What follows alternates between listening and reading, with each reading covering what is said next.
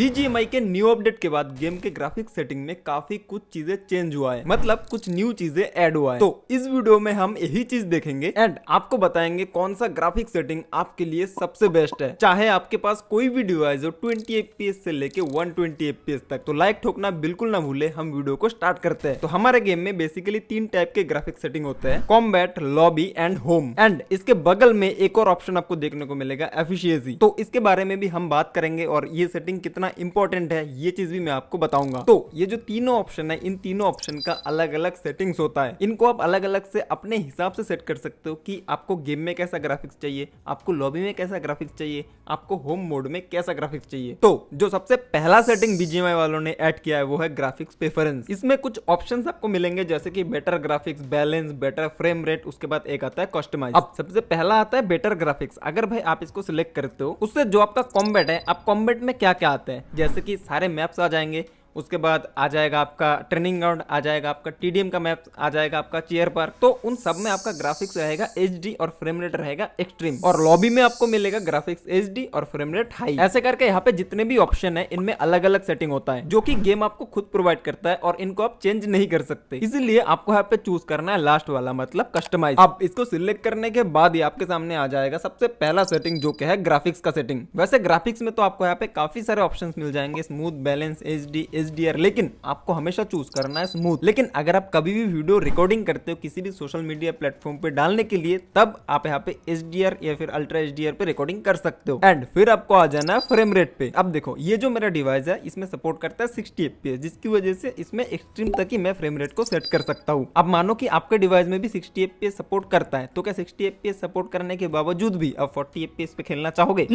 तो इसलिए इसको एक्सट्रीम पे सेट कर दो। अगर आपके डिवाइस में 90 FPS सपोर्ट करता है तब आपको यहाँ पे और ज्यादा ऑप्शंस मिलेंगे, तो उस पे सेट कर दो। अब उसके नीचे आता है भाई साहब स्टाइल। अब स्टाइल में देखो classic, colourful, realistic, soft, movie, बहुत सारे ऑप्शंस आपको देखने को मिलेंगे। अगर आपके मन में ये सवाल है कि भाई साहब इन सब में फर्क क्या है, तब पहली बात तो एनिमी स्पॉटिंग में आपको इन सब में कोई भी फर्क देखने को नहीं मिलेगा। कोई अगर आपको कहता है कि स्टाइल में एनिमी अच्छा स्पॉट होता है, कोई अगर आपको कहता है स्टाइल में एनिमी अच्छा स्पॉट नहीं होता है, तो ये बिल्कुल झूठ है। बस आपको यहाँ पे एक चीज देखना है कि कौन सा कलर आपके आंखों के लिए सुटेबल है। बट अगर आप मेरा ओपिनियन सुनना चाहते हो या फिर किसी भी क्रिएटर का ओपिनियन सुनना चाहते हो, वो आपको एक ही बात बोलेगा, वो है कलरफुल। क्योंकि कलरफुल में आपका गेम काफी फ्रेश दिखता है और साथ ही साथ आज के टाइम पे हर कोई बंदा अपना गेम प्ले रिकॉर्ड करना पसंद करता है। एंड अगर आप उस गेम प्ले को एडिटिंग करने जाओगे और अगर आप गेम प्ले को कलरफुल सेटिंग में रिकॉर्ड करते हो, तब आपका कलर ग्रेडिंग वहां पे बहुत ही अच्छा होगा, जिसकी वजह से आपका ऑडियंस ज्यादा एंगेज होगा। अब इसके नीचे आ जाता है कलर बिल्ड मोड। अब इसको आपको नॉर्मल पे रखना है, ज्यादा छेड़छाड़ आपको इसको करना नहीं है, क्योंकि कुछ सेटिंग में आपके ब्लू जोन को ग्रीन जोन बना देगा और आपके रेड जोन को येलो जोन बना देगा। एंड TDM में जो नॉर्मल एनिमी का कैरेक्टर रहता है वो रहता है रेड में, ठीक है। तो अगर आप इसको चेंज करोगे तो ये व्हाइट में हो जाएगा। अब भाई साहब अगला सेटिंग आता है ब्राइटनेस का सेटिंग। अब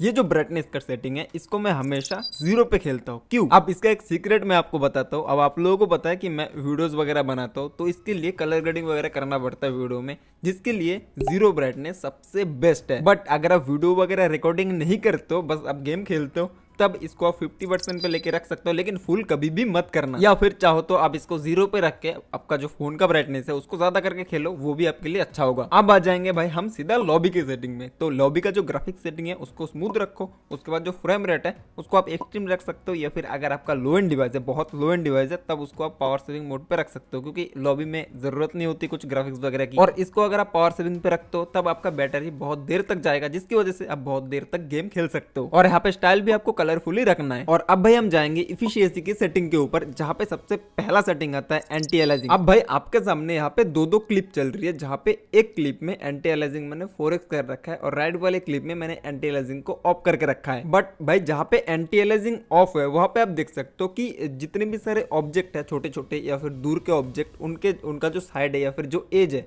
वो थोड़ा सा ब्लिंक ब्लिंक करता है, जिसकी वजह से क्या होता है, दूर में हमें बंदा स्पॉट करने में कभी कभी दिक्कत हो जाता है। बट अगर आप एंटी अलाइजिंग को 4x पे कर लोगे तब भाई ये चीज काफी हद तक सुधर जाता है। बट आपको एक चीज जरूर से ध्यान देना है, अगर आप इस सेटिंग को 4x पे करते हो तब आपका फोन जो है वो थोड़ा सा ज्यादा बैटरी कंज्यूम करेगा। एंड नेक्स्ट सेटिंग आता है पावर सेविंग मोड। अब अगर भाई आप पावर सेविंग मोड को इनेबल करते हो तब आपका डिवाइस जैसे थोड़ा बहुत हीट होगा जो आपका ग्राफिक्स सेटिंग है वो ऑटोमेटिक ड्रॉप होगा और इससे आपका थोड़ा बहुत बैटरी भी बच जाएगा। लेकिन मैं आपको बोलूंगा ऐसा मत करो, इस सेटिंग को आप हमेशा डिसेबल करके ही रखो। बट अगर आपके पास बहुत लो एंड डिवाइस है तब आप इसको इनेबल करके भी रख सकते हो। अब हमारा लास्ट सेटिंग आता है भाई ऑटो एडजस्ट ग्राफिक्स। अब अगर भाई आप इस सेटिंग को इनेबल करते हो तब अगर भाई आपके गेम में जो FPS है अगर वो ड्रॉप होता है उस टाइम पे इस सेटिंग को इनेबल करने की वजह से आपको लैग कम महसूस होगा। तो यहाँ पे भी वही चीज आ जाता है कि अगर आपके पास बहुत लो एंड डिवाइस है तभी इस सेटिंग को इनेबल करो वरना डिसेबल कर दो। बाकी भाई ग्राफिक्स में जितने भी सारे सेटिंग थे सब भाई मैंने एक्सप्लेन कर दिया। कैसा लगा आप लोगों को ये वीडियो प्लीज मुझे कमेंट करके बता देना। और अगर आपके मन में कोई भी डाउट है ग्राफिक सेटिंग को लेकर तो कमेंट में भाई मुझे बताओ, मैं उसका रिप्लाई भी कर दूंगा। और जाते जाते भाई सब्सक्राइब कर लेना इस चैनल को, साथ साथ जो बेल नोटिफिकेशन उसको भाई ऑल पे कर देना, ठीक है। तो मैं मिलता हूँ भाई नेक्स्ट वीडियो में, तब तक के लिए बाय बाय।